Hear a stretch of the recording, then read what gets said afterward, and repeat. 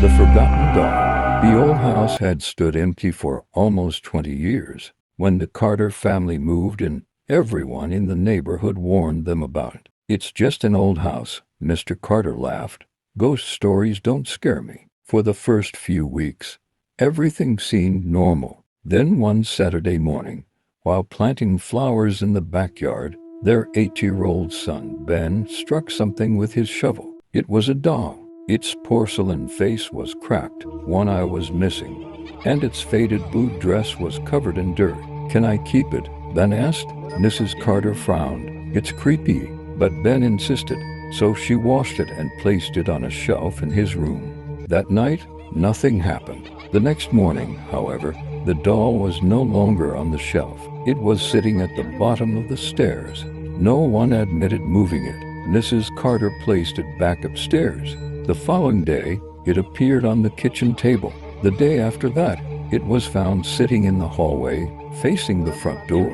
The family started blaming one another. "Someone has to be playing a joke," Mr. Carter said, but no one was.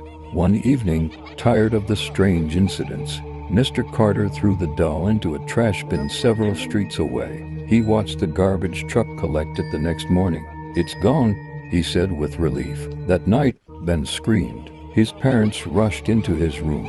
The doll was sitting on his bed. Its cracked face was turned toward the sleeping boy. Mrs. Carter picked it up with shaking hands. "This isn't funny anymore." The next day, they drove miles outside town and threw it into a river.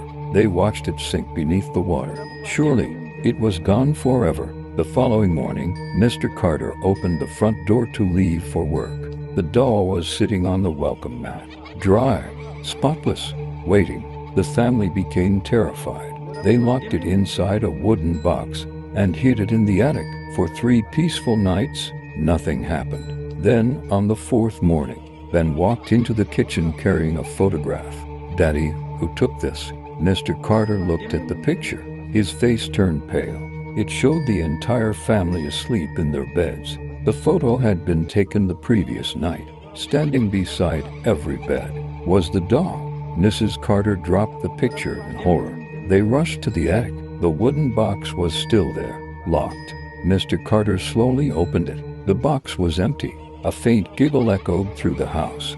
Then came the sound of tiny footsteps running across the ceiling. No one ever found the doll again. The Carters moved out the very next week. Years later, another family bought the house. While digging in the backyard, their little daughter smiled and shouted, "Mommy, look what I found." She was holding a cracked porcelain doll with one missing eye.